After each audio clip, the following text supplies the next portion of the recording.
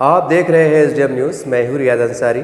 इस वक्त मैं महाराष्ट्र के तारीखी शहर औरंगाबाद से बात कर रहा हूँ और आज का जो मेरा विषय है, आपने देखा है औरंगाबाद शहर में पड़े गाँव के अंदर कि 2-4 दिन पहले कादियानी फ़िरक़े और सुन्नी मुसलमानों के बीच कुछ झगड़ा विवाद हुआ था। बच्चों को झगड़े को लेकर वो झगड़ा इतना बढ़ गया कि उसमें पुलिस को मदाखलत करना पड़ी और कई लोगों की गिरफ्तारी अमल में आई, उनको कोर्ट में पेश किया गया। और बाकी क्या चला है, क्या हुआ है, ये आपने सोशल मीडिया के माध्यम से और अखबारात में देखा होगा। दरअसल ये मुद्दे पे मैं इसलिए बात करना चाह रहा हूँ कि देखिए, ये घटना घटने के बाद कुछ लोग मेरे संपर्क में आए, कुछ लोग मुझसे मुलाकात करें। उन्होंने कहा कि अंसर साहब, बोले यार ये एक बहुत बड़ा मसला है, इसको सॉल्व कैसे करते हैं। मतलब भैया वो कानून का काम है। नहीं बोले तो उन्होंने मुझे चंद ऐसी बातें बताई जो वाकई बहुत हैरान कुन थी और चौंकाने वाली बात थी। उन्होंने कहा था कि अंसर साहब, बोले अब मसला ऐसा है, बोले कि कादियानी फ़िरक़े के जो लोग हैं वो भी बोले अपनी तरह, यानी सुन्नी मुसलमानों की तरह दाढ़ी, टोपी, कुर्ता पैजामा, नेहरू शर्ट, तस्बीह, सारी बातें बोले। और मस्जिद भी होती है, अजान भी होती है, वो कुरान भी पढ़ते, नमाज जो भी है, मतलब उनका जो भी एक तरीक़ाकार है। तो बोले अब मसला क्या है, बोले कि कुछ शादियाँ औरंगाबाद में ऐसी हुई, बोले कि बाद में मालूम पड़ा कि वो सुन्नी मुसलमान नहीं थे बल्कि कुछ और मुसलमान थे। बोले एक ऐसी, बोले उन्होंने नाम नहीं बताए, मतलब नाम छुपाते हुए बात करें। बोले एक ऐसी केस हुआ, बोले गए साल शादी हुई थी, बोले बाद में वो इत्तेफाक से बोले वो लड़के वाले को वहाँ मौत हुई। बोले मालूम पड़ा कि बोले वहाँ जब मौतों का तरीक़ा दिख रहा थोड़ा बहुत, तो बोले यार ये तुम्हारे में कैसा है। बोले तो बोले वो मालूम पड़ा कि बोले वो मतलब सुन्नी मुसलमान नहीं बल्कि कुछ और मुसलमान हैं जो हटके आते हैं। तो बोले अब मसला ये चढ़ा, बोले कि अब ये लोग बोले दाढ़ी टोपी, और आजकल ऐसा वाला बोले कि रिश्तों के अंदर मसले आ रहे। बोले और अब मुसलमानों के अंदर ये रिवाज पारा, बोले कि लोग बाहर बेटियाँ दे रहे, यहाँ तक कि बोले बिरादरी के बाहर भी दे रहे। बिरादरी बाहर बोले तो ऐसा सैयद लोग पठान में दे रहे, पठान लोग शेख में दे रहे, ऐसा एक माहौल चल रहा। बोले औरंगाबाद के लोग जानने में दे रहे, यहाँ तक कि बोले यूपी बिहार यहाँ तक दे रहे। बोले ऐसा मामला चल रहा। बोले तो उसमें बोले अब काफ़ी लोग बाहर से आते, बोले और वो भी मतलब कहने के मुसलमान रहते, यहाँ जाके बस जाते, ताल्लुकात अच्छे हो जाते। कुछ लोग बीच में बोलते चलो भाई ये यूपी बिहार का रहने वाला है, या मुंबई का है, भिवंडी का है, या जा का भी है, किस तरफ का भी है, अब यहाँ बस गया, अच्छा दिख रहा, कमाता खाता है, बच्ची दे दो। ऐसे कई वाक़यात औरंगाबाद में हो चुके हैं। और ऐसे वाक़यात भी हो चुके हैं कि वो शादी के बाद लोगों ने शादियाँ करे थे, बाद में छोड़ के भाग गए। ऐसे कई वाक़यात औरंगाबाद में आज से 8-10 साल पहले हो चुके हैं। अखबारात में भी उसका जिक्र है, सारी बात है। बहरहाल सबसे बड़ी बात यह है कि बोले अगर नए लोगों में रिश्ता होगा मुसलमानों के बीच में, अगर वो सुन्नी मुसलमान नहीं रहा तो बोले उसकी पहचान क्या है। बोले तो थोड़ा बहुत मैं भी परेशान हो गया था।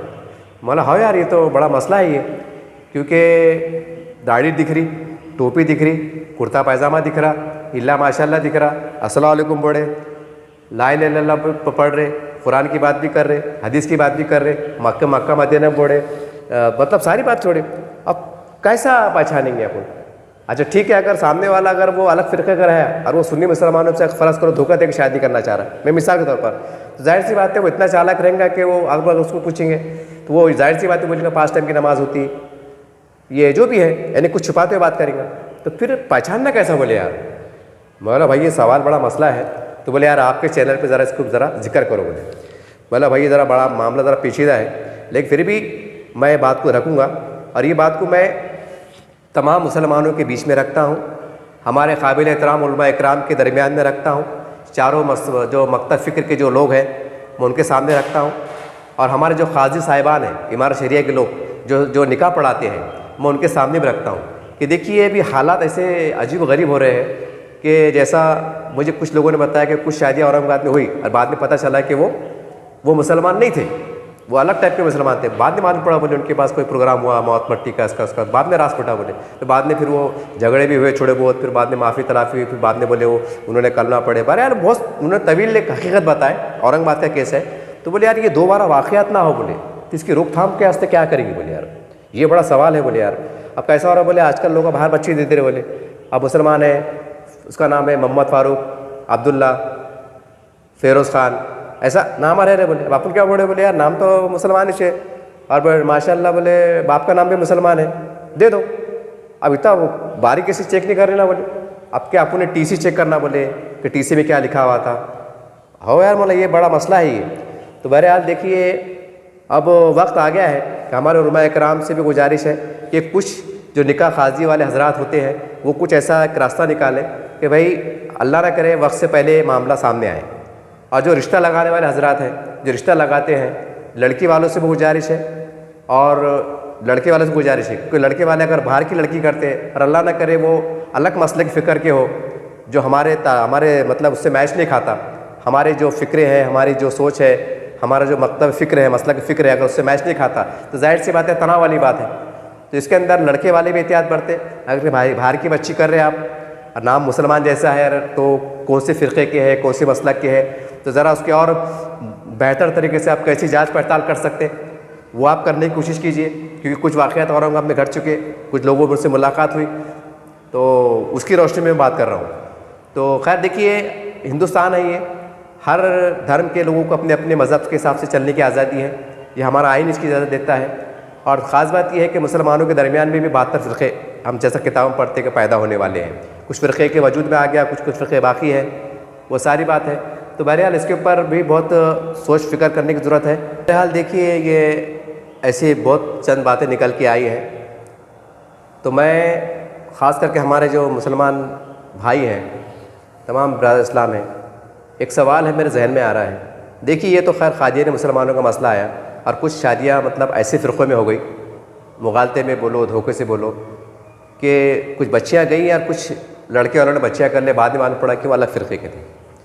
अब सवाल ये है कि हमारे दरमियान में भी हम देखते हैं कि सुन्नी तबलीग को लेकर ही बड़े विवाद होते हैं, दरगाहों को लेकर बड़े मतलब विवादित बयान आ जाते हैं, यूट्यूब पे मौजूद हैं, अखबारात में आते हैं, ऐसे से बयान आ जाते हैं कि भाई इनके पीछे नमाज जायज़ नहीं है, बहुत सी बातें हैं। तो कई दोहराया जाता है कि निकाह डबल से पढ़ना पड़ेगा। ये बात मैं वो दोहरा रहा हूँ जो सोशल मीडिया पे या अखबारात में या किसी बयान के अंदर ये मैंने सुना हूँ, उस बुनियाद पे मैं कह रहा हूँ।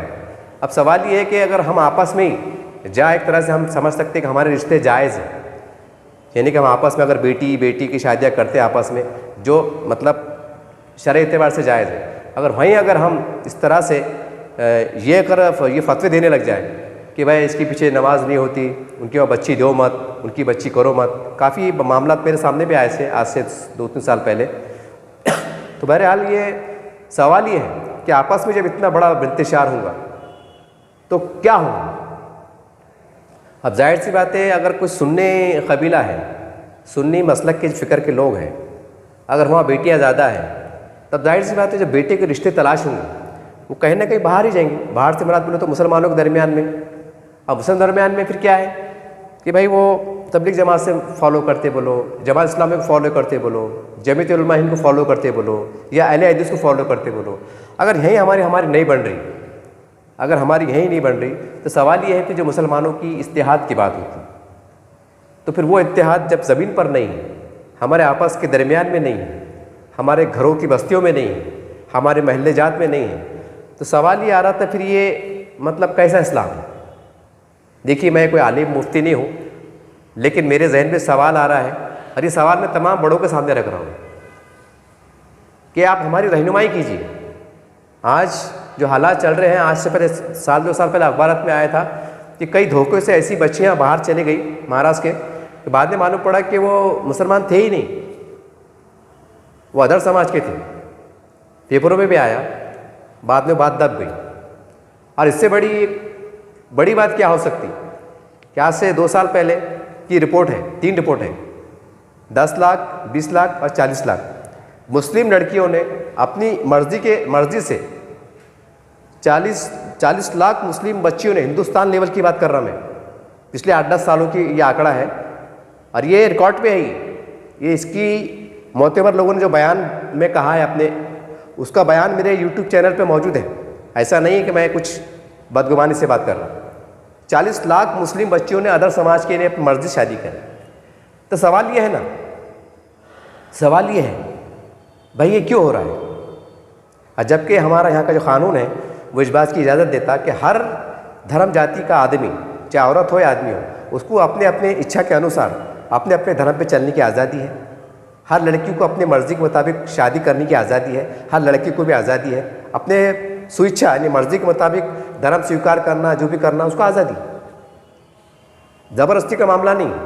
अगर आप हंसी से खुशी से काम करते हैं तो कानून भी इसकी इजाज़त है और क़ानून की इजाज़त के फायबल के मामले सब चल रहे हैं। तो कहने का मतलब ये है कि जब मुसलमानों के अंदर इस कदर कमज़ोरियाँ रहेंगी तो हालात तो ख़राब होंगे, हालात तो ख़राब होंगे। आज हम देखते हैं कि एक बाबरी मस्जिद का शहादत का वाक़या पेश आया।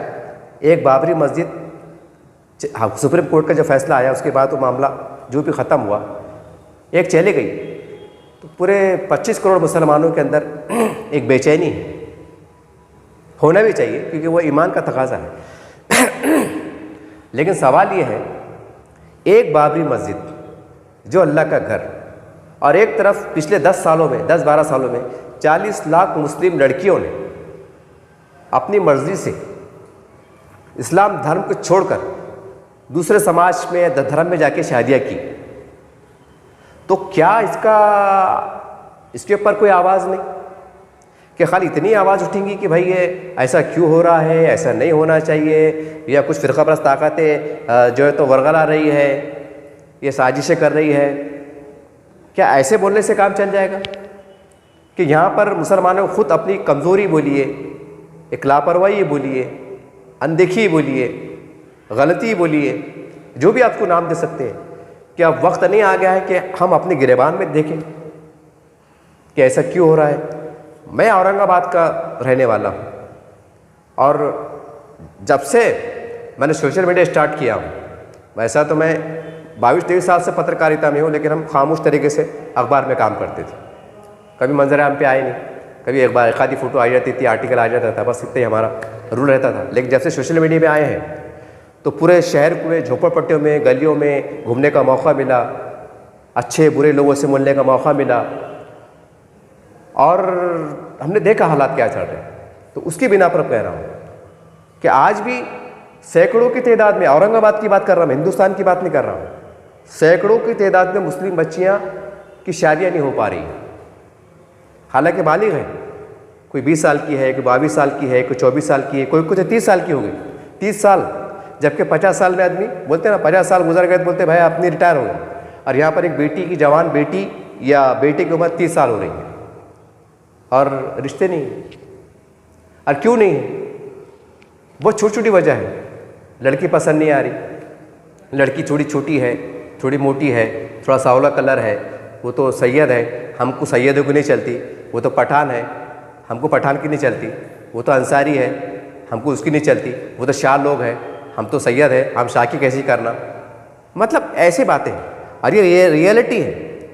जो रिश्ते लगाने वाले हजरात हैं उनसे आप तहकीकात कर सकते हैं।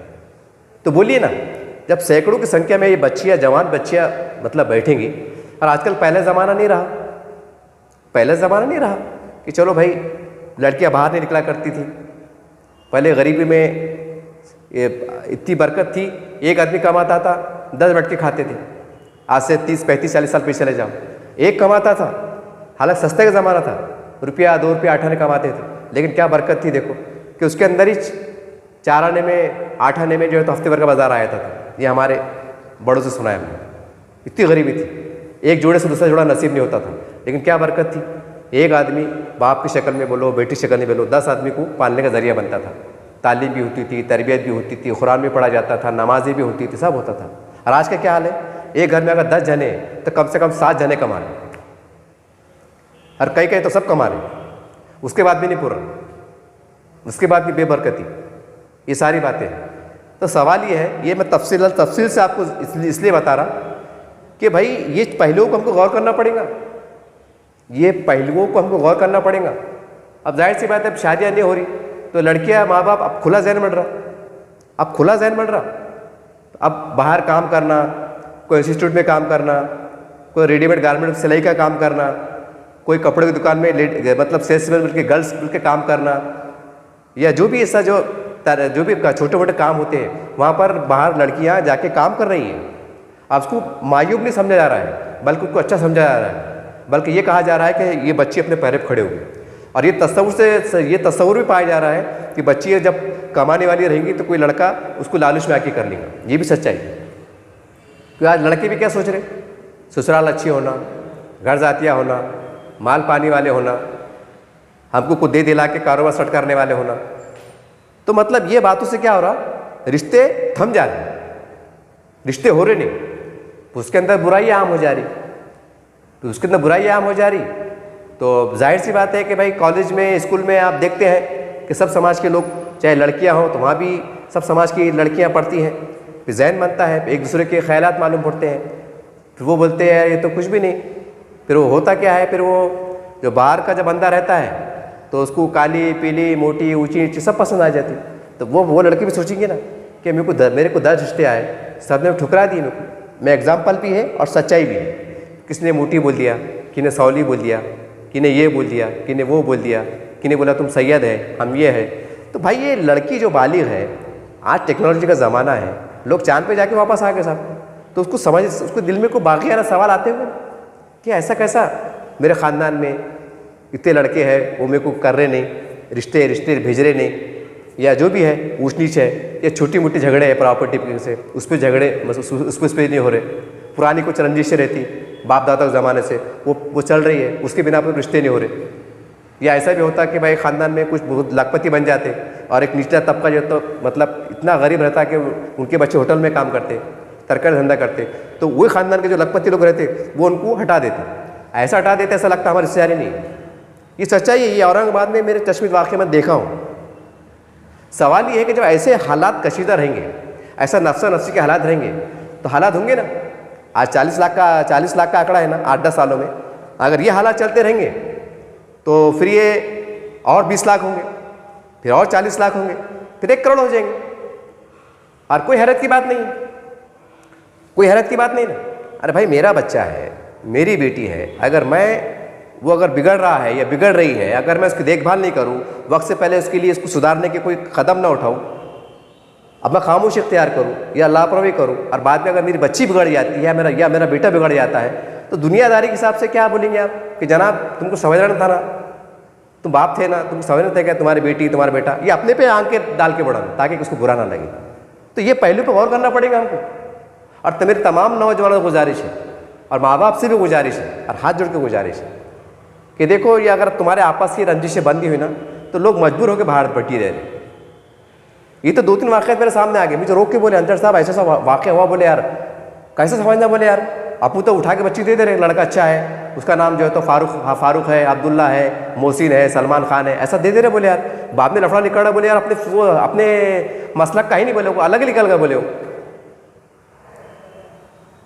तो वो ये अब पहचानना कैसा, बोलने का मतलब ये है कि ठीक है ये तो खैर बात बहुत दुरुस्त है कि भाई इसको उलमा इकराम ने कुछ समझना चाहिए कि भाई मतलब कैसा तरीक़ेकार शरई एतबार से कैसे मालूमात ले सकते, या बाप दादाओं की मालूमात कैसा ले सकते, या टीसी मंगा सकते, या जो भी है भाई इसके अंदर तो मैं ज़्यादा नहीं बोल सकता क्योंकि बहुत हाई लेवल की बात है।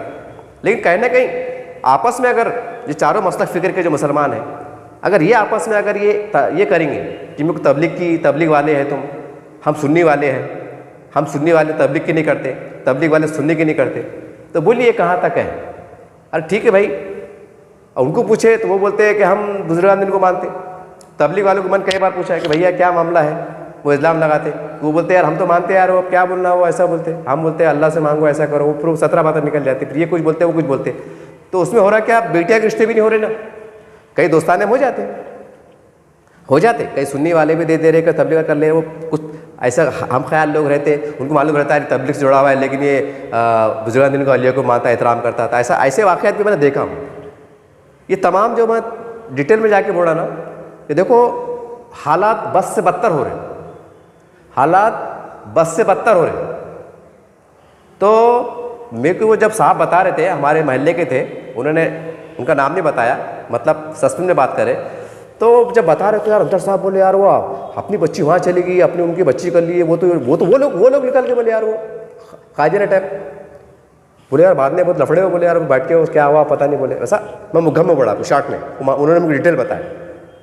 तो मैं ये सोच रहा था कि यार ये कादियाने के पास चले गए या जो भी मसलक फ़िक्र चले गए, यानी बुरा मत मानो, यानी मैं अगर किसको बुरा लग रहा होगा तो माफ़ी चाहता हूँ, भाई कादियानी भी तो कहने का तीन टाइम की 2 टाइम की नमाज़ पढ़ रहे हैं, नौज़बिल्ला माज़अल्लाह, अल्लाह का नाम ले रहे, कुरान का नाम ले रहे, कहने के कुछ ना कुछ जाविये से मतलब मुस्लिम में टच हो रहे ना।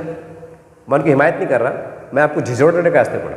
तो यहाँ आपको इतनी बेचैनी, नहीं वो नबी को नहीं मानते, वो आखिरी नबी के सल्लल्लाहु अलैहि वसल्लम पे मतलब ख़त्म नबूवत में उनका ईमान नहीं है, वो ऐसा है वैसा है। आप जैसा ये तमाम बातें करते हैं, मुझे भी इसका इल्म है, तो आपको इतनी तशवीश, इतना गुस्सा, इतनी बेचैनी, इतनी फ़िक्रें हो रही है। तो भाई मेरा सवाल है कि 10-12 साल के अंदर जो 40 लाख लड़कियाँ इंडिया लेवल के ऊपर मुसलमान बच्चियों ने अपनी मर्जी से अलग समाज में जाके शादियाँ करी, ये वो आंकड़े हैं जो लीगल आंकड़े बोलते हैं ना, वो आंकड़े हैं। बाकी गुच्चू पे क्या होगी वो अल्लाह जाने, उसका रसूल जाने। तो फिर यहाँ पर तुमको तशवीश नहीं हो रही, यहाँ तशवीश नहीं हो रही। तो कहने का मतलब क्या है, ये एक मसला है। और दूसरी मसला ये है, मैं तमाम औरंगाबाद के ज़िम्मेदारों से गुजारिश करता हूँ कि खुदारा इज्तिमाई शादी का नज़्म करो।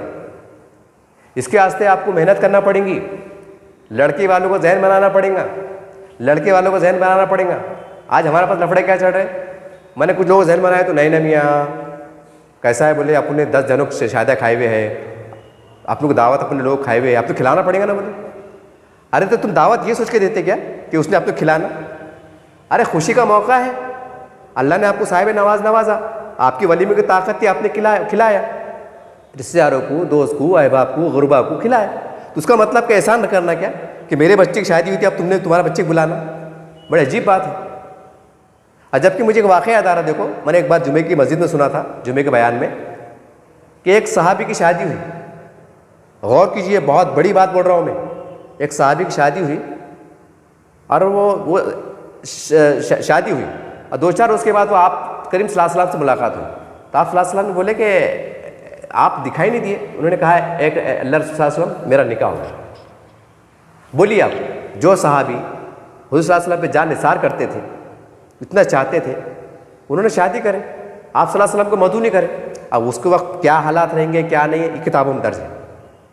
कहने का मतलब क्या है कि इस्लाम में निकाह को इतना वो दिया गया कि वक्त का नबी मौजूद, आप सल्लल्लाहु अलैहि वसल्लम मौजूद, एक सहाबी की शादी होती है और आप सल्लल्लाहु अलैहि वसल्लम खुश होते हैं, मुबारकबाद देते हैं। और यहाँ अगर ऐसा लफड़ा होगा तो अपने पास, अगर आपके पास लफड़ा होगा, आज सगे बड़ा अब्बा को दावत नहीं दिए तो बड़ा अब्बा बोलता है ऐसा, इतने बड़े हो गए तुम, इतने शाने हो गए तुम, हमेशा के लिए फिर मौत में नहीं, मट्टी में नहीं, सलाम नहीं, ईद का सलाम नहीं, कुछ नहीं। ये सच्चाई है। तो कहने का मतलब क्या है कि हम अजीब गरीब मुसलमान हैं, अजीब गरीब मुसलमान हैं, ना पूरे हैं, ना अधूरे हैं, ना सदूरे हैं, क्या है अल्लाह कुछ मालूम। अजीब मुसलमान है। ये हालात गुजर रहे हैं, मैं उसकी बुनियाद पे पढ़ा हूँ कि मैं चिल्ला के मैंने बोला, सर्वे रिपोर्ट आ रही, अखबार में आ रहा कि मुसलमानों की माशरत तो गरीब है। तो हमारे बड़ों को समझ में नहीं आ रहा कि हाँ यार, ये सोशल मीडिया वाले, ये भी कौम के मिल्लत का दर्द रखने वाले लोग हैं, ये घूम के अपने को रिपोर्ट दे रहे, इसके ऊपर अपन हंगामी मीटिंग लो, इज्तिमाई शादी का नज़्म करने की कोशिश करो। लेकिन नहीं, अभी 150 बच्ची मुसलमान की जो है, तो पेपर में आंदो 100 मुसलमान की बच्चियों ने औरंगाबाद शहर के अंदर हिंदू लड़कों शादी की, जलजला, जामा मस्जिद फुल, अगले साल इज्तिमा, 5 लाख लोग जमा। क्या है, आपको बुरा लग रहा होगा लेकिन सच है। 40 लाख 2 साल पहले का वीडियो देख सकते हैं आप मेरे चैनल पर मौजूद, 1.5 साल पहले का वीडियो करीब पर जाके चेक करो। 40 लाख का आंकड़ा है, एक 10 लाख का, एक 20 लाख का, 40 लाख का, मामूली मजाक नहीं है। और यहाँ बोले कि इज्तिमाई शादी करो। अब गुच्चू पे क्या हो रहा, बहुत लफड़े चढ़ रहे। अरे मैं तो इतने मामले देखता हूँ, अगर मैं इसको चैनल पे डालूंगा ना तो यकीन मानेंगे कि पूरे औरंगाबाद के अंदर जितने बड़े हैं, यकीन मानिए अल्लाह उसका रसूल बेहतर, इस पे तोहमत नहीं लगा रहा, ऐसा शर्मिंदा होंगे। इतने वाक़यात मैं देखता हूँ। अरे क्यों हो रहा है? हम जिम्मेदार हैं, हमारी अनापरस्ती है, हमारे बड़े गलियों में जा रहे नहीं। जैसे आप तबलीग की दावत देते ना इस्लाम की, चलो भाई 3 दिन जमात में, 4 दिन, 40 दिन, 10 दिन, ऐसा मेहनत करना पड़ेगी। फारूक भाई अस्सलाम वालेकुम, अरे वो आपकी बच्ची माशाल्लाह इस साल बारी होगी, तो क्या करें आपने रिश्ते का? तो जाहिर सी बात फारूक भी क्या बोलेंगे, अरे कहा अपने पास पैसे, अभी देखेंगे, अभी तो बच्ची पास हुई। तो उस टाइम फारूक को बिठा के बोलना पड़ेगा, फारूक भाई तुम्हारी बच्ची हमारी बच्ची है, फिक्र मत करो, छोटा मोटा जायदाद हम कर देते, तुम्हारे पास खानदान बच्चा है क्या? वो खुद बोलते हैं हाँ मेरे भतीजे का है, चाचा का है, फुप्पा का है, मोहल्ले का है, दूर का है, नज़दीक का है, अब माहौल बन जाता। अरे बोलेंगे तो उनका भी उसके अंदर भी हौसला बढ़ेगा ना। अब तुम चुप देख रहे, मैं चुप देख रहा, वो चुप देख रहे, तो उसके अंदर लफड़ा क्या रहा? नको भाई अपने शादी दावत खाए हुए खिलाना पड़ेगा। ये क्या है? ये इस्लाम में है, ये शरीयत में लिखा हुआ है क्या? कहीं की दावत दिए तो दावत, अपनी बच्ची की शादी हुई तो उनको बुलाना इस्लाम में शरीयत में है क्या? नहीं बुलाए तो नौज बिल्ला ये गुनाह का मतलब हमारे गुनाह लाजिम है। क्या ये अजीब अजीब सूरत हाल है। अरे जबकि हुक्म है कि निकाह को सादा करो, और यहाँ जीना कितने में हो रहा? 100 रुपये में हो रहा, 100 रुपये में हो रहा। या अखबारात में जो धाड़ पड़ती ना, ये जो पड़ती ना उसकी बुनियाद पे बोला। क्योंकि मीडिया वाले कैसे, एक मीडिया डिपार्टमेंट और पुलिस डिपार्टमेंट, ये 2 डिपार्टमेंट ऐसा है हर जगह जाता है। मिसाल के तौर पर दारू की दुकान पर रेड पड़ी तो मीडिया वाले पहुंच जाते, मालूम पड़ता है माला कौन था, क्या लफड़ा चढ़ा था।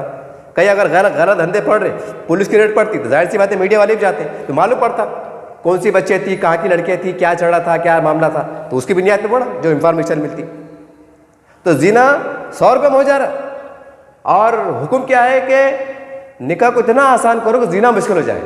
मैं तमाम मुसलमानों से पूछना चाहता हूँ, तमाम इस्लामी संगठन के जिम्मेदारों से पूछना चाहता हूँ, हर वालिदैन से पूछना चाहता हूँ, एक सवाल रखना चाहता हूँ कि जीना 100 रुपये में हो रहा है तो आप शादी कितने में करेंगे? ये सवाल है मेरा, और शरीर रोशनी में सवाल कर रहा हूँ, कोई अपने दिल से फायदा नहीं पड़ रहा।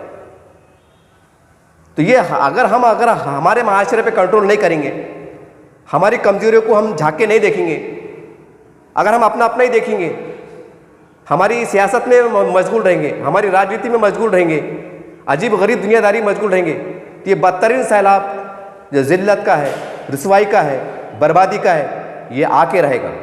और इससे बड़े बड़े सैलाब आएंगे, और इसके जिम्मेदार तो सरकार नहीं रहेंगी, कोई दूसरा समाज नहीं रहेगा, खुद मुसलमान रहेंगे, खुद मुसलमान के जिम्मेदारान रहेंगे। ये कड़वा सच है। ये हालात जो गुजर चुके, जो सैलाब आके जा चुका, मैं उसकी रोशनी में कह रहा हूँ।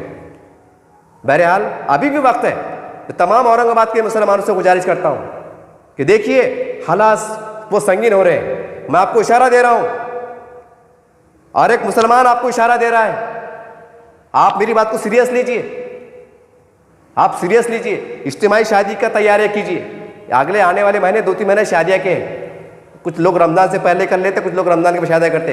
औरंगाबाद में निज़ाम दीजिए, अगर सही मुसलमानों का दर्द है, मिल्लत इस्लामिया का दर्द है, कौम का एहसास है, तो ये आपको काम करना पड़ेगा। मैं एक सवाल करता हूँ, जब चांद रमज़ान का आता है तो 2 मुसलमान शहादत देते हैं, जो आकिल है, बालिग है, होश हवास वाले हैं। फ़र्ज़ करो मैंने एक गवाही दिया कि हाँ मैंने चांद देखा, तो मेरे दो अफराद के बोलने पे आप 30 दिन का रोज़ा, 30वां रोज़ा यानी कि ईद का ऐलान कर देते हैं। यानी मेरी गवाही को इतनी मालूम, मतलब मेरी गवाही इतनी मायने रखती है कि वक्त का काजी, इमारत शरिया के जिम्मेदारान, उलमा इकराम मेरी शहादत कबूल करते हैं और ईद का ऐलान करते हैं। तो क्या ये बड़ी बात नहीं है कि मैं इतनी बड़ी इंफॉर्मेशन दे रहा हूँ, सैलाब आने वाला है और आप जागे नहीं? क्या मैं पागल हूँ? क्या मैं नशा करने वाला हूँ? क्या मैं दीवाना हूँ? क्या मैं इतना नासमझ बच्चा हूँ, 15-16 साल का लौंडा पोटा हूँ? क्या मैं घूम नहीं रहा हूँ? क्या मैं देख नहीं रहा हूँ? कैसा बताऊँ आपको कि एक चीज़ आप शूट करके बताओ आपको क्या चल रहा है बोल के? दिल बोलता है कभी तकलीफ होती है बता दूं और शर्मिंदा करूं। जो व्हाइट कॉलर करके घूम रहे हैं, जो इस्लाम की बात कर रहे हैं, जो तंजीमें लेके चल रहे हैं, अपने आप को बड़े सरबराह कह के कर रहे हैं, दिल कहता है कि तमाम चीज़ें बता दूं, देखो ये चल रहा है, तुम्हारे होते हुए चल रहा है। क्या इसके जिम्मेदार तुम नहीं है? क्या तुम इस्लाम के सरबराह की जिम्मेदारी की हैसियत से तुम्हारी जवाबदारी नहीं बनती है?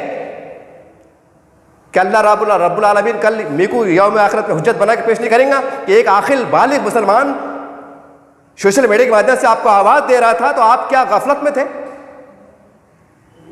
आपने तहकीक क्यों नहीं करे? बुला के पूछे क्यों नहीं? जब अल्लाह पूछेंगे तो क्या जवाब देंगे आप? मैं तो बच जाऊंगा। मैं उम्मीद करता हूं कि तमाम बातों को, जाविये को अच्छे अंदाज से, हिकमत से, पुरअमन तरीके से हम कैसा सॉल्व कर सकते हैं, करने की कोशिश कीजिए। वरना याद रखिए बहुत बड़ी तबाही आने वाले साल के अंदर आपका इंतजार कर रही है। हमारे अपने ज़ाती मामलात हैं, किसी और के नहीं है। जिम्मेदार भी हमें, गफलत बरतने वाले भी हमें। तो खुदारा मेरे नौजवानों से गुजारिश है कि ऐ गयूर नौजवान, ऐ मर्द मुजाहिद नौजवान, ठोकर मार पैसा पैदा कर, अपने अंदर गैरत को पैदा कर, माँ बाप को बोल कि नहीं चाहिए मुझे जहेज, मुझे पलंग भी नहीं चाहिए, मैं यहाँ के कपड़े से निकाह कर लूँगा। बोल, ऐसा बोल, अपने आप को बता। तारीख में पढ़ते हैं कि 12-12, 15-15 साल के लोगों ने जंगों में हिस्सा लिया है। तो क्या आज का ये नौजवान एक मामूली जिहाद नहीं कर सकता? जिहाद के माने खाली तलवार लेकर लड़ना नहीं है, जिहाद ये भी होता है कि कोई बुराई का खात्मा करे, अच्छाई को आम करे, ये भी जिहाद के जुमरे में आता है। नौजवान गुजारिश कि अपनी गैरत को जागिए, और लड़की वालों से गुजारिश है कि घर जातिया होना, ऐसा होना मत देखिए। मुसलमान बहुत परेशान है, कमाई पूत बच्चा है दे दो, अल्लाह उनके नसीब खोलने वाला है। तुम हमारे नसीब बनाने वाले नहीं है, हमारे हाथ में नहीं है तकदीर को बनाना, अल्लाह रब्बुल आलमीन के हाथ में। तुम्हारे नियतों को देखकर, तुम्हारे मामलात को देखकर, तुम्हारे अच्छाई को देखकर, तुम्हारे सादगी को देखकर अल्लाह उनके नस्लों में बरकत देंगे, उनके जोड़ों में बरकत देंगे, उनकी ज़िंदगी कामयाब करेंगे, उनकी तरक्की कामरानी होंगी इंशाअल्लाह। इंशाअल्लाह मैं उम्मीद करता हूँ कि तमाम जो दर्द भरी बातें हैं आपको वो संजीदगी से लेंगे और सीरियस लेंगे, और कोशिश कीजिए। दुनियादारी चलती रहेगी, सियासत चलती रहेगी, जैसा एक बाबरी मस्जिद का आपको गम सता रहा है, इस मिल्लत के गर्द, इस दर्द को भी आपको समझना पड़ेगा। ये दर्द भी बहुत बड़ा है, ये दर्द भी बहुत बड़ा है, याद रखो। ये मामूली दर्द नहीं है, ये आपको एहसास करना पड़ेगा, वरना ये समझा जाएगा कि बस ये दुनियादारी है, राजनीति है, सियासत है, वफात परस्ती है, पता नहीं इसको कैसे कैसे नाम दे सकते हैं हम, ये समझा जाएगा। बहरहाल किसको बुरा बोलना, इसको तनकीद करना मेरा मकसद नहीं था। किसको अगर मेरी बात नागवार गुजरी हो तो भाई मैं आपसे माफ़ी चाहता हूँ, क्योंकि मेरा मकसद किसको बुरा बोलना नहीं, लेकिन दर्द है मेरा, वो दर्द की वजह से मैंने कहा हूँ। मैं उम्मीद करता हूँ कि इस भाई की, इस नाचीज़ की, एक अदना सी की बात को आप तवज्जो फरमाएंगे, यही आपसे एक दर्दमंद अपील है, दरख्वास्त है। अस्सलाम वालेकुम रहमतुल्लाहि बरकातहू। जय हिंद, जय महाराष्ट्र।